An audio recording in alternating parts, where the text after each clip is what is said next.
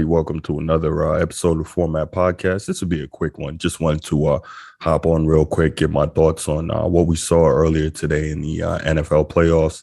Right now, obviously, I'm at my computer, got two screens going.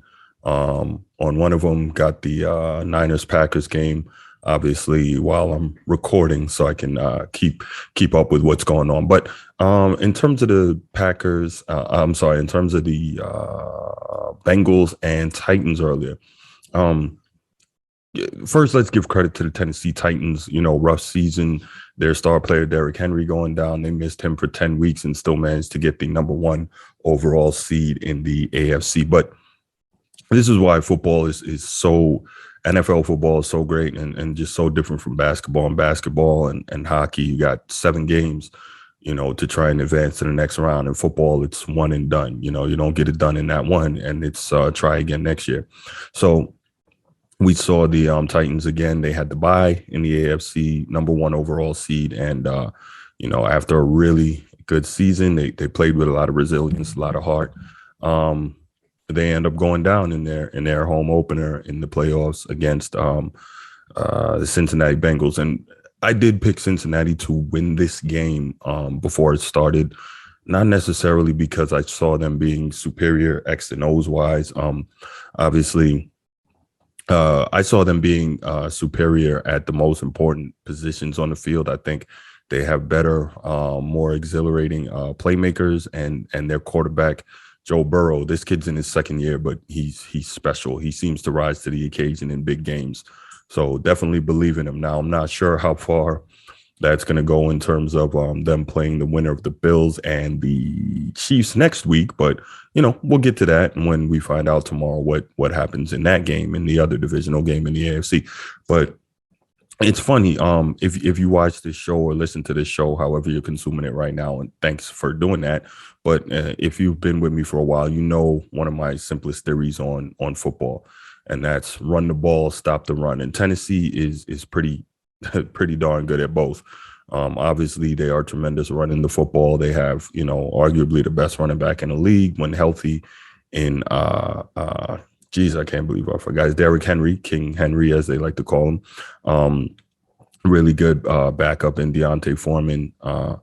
But overall, this is a team that really relies on running the football, everything playing off of that, and also, having a solid defense. And we saw how solid that defense was today. They got to Joe Burrow 9 times and sacked him 9 times, and that is incredible. That front four did all they could because you could clearly see the respect that they were giving Jamar Chase and the Bengals' deep passing game and trying to keep Joe Burrow from really uncorking a lot of downfield bombs away type attacks in the passing game. And for the most part, even though Joe Burrow threw for almost 350 yards today, they really did a good job controlling that in terms of the downfield big play ability that the Bengals have. Like I said, the front four of Cincinnati, they got to Burrow 9 times. Really did a good job in trying to control him, didn't let them go downfield. But at the end of the day, what's the difference? Tannehill throws 3 interceptions, and we know that turnover margin is the most important stat when it comes to winning, right? Correlating to winning, the team that has the most turnovers almost always loses. So that's that. But yeah, getting back, and you know what I'm about. You know that my theory is very simple: run the ball, stop the run. And Tennessee is a run the ball, stop the run team, which kind of goes against my pick in terms of me having picked Cincinnati to win this game today.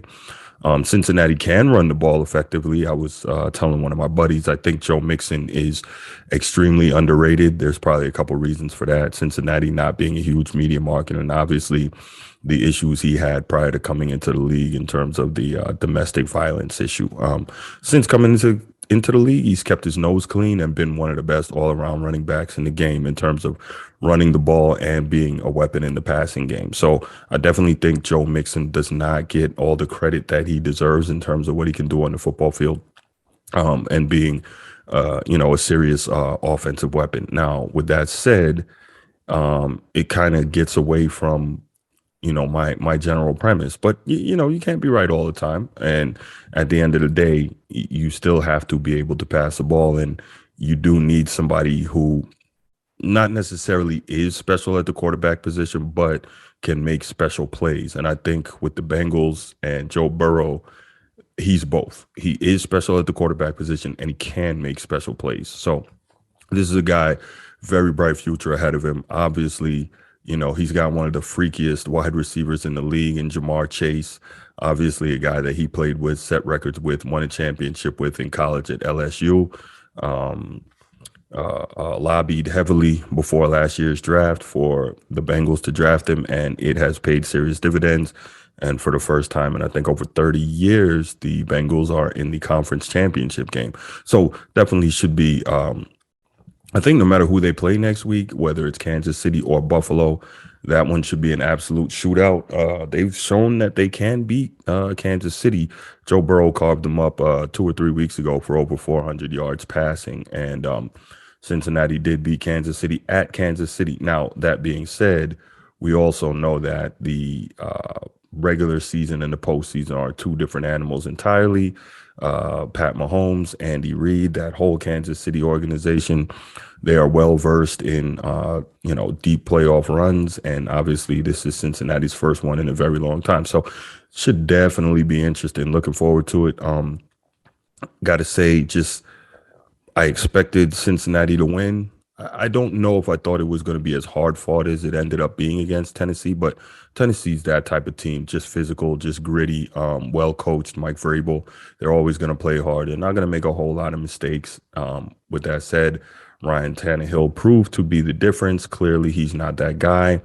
3 interceptions in a playoff game is just not going to get it done. You throw 3 picks, you're going home, and that's exactly what happened. So hats off to the Cincinnati Bengals. Kudos.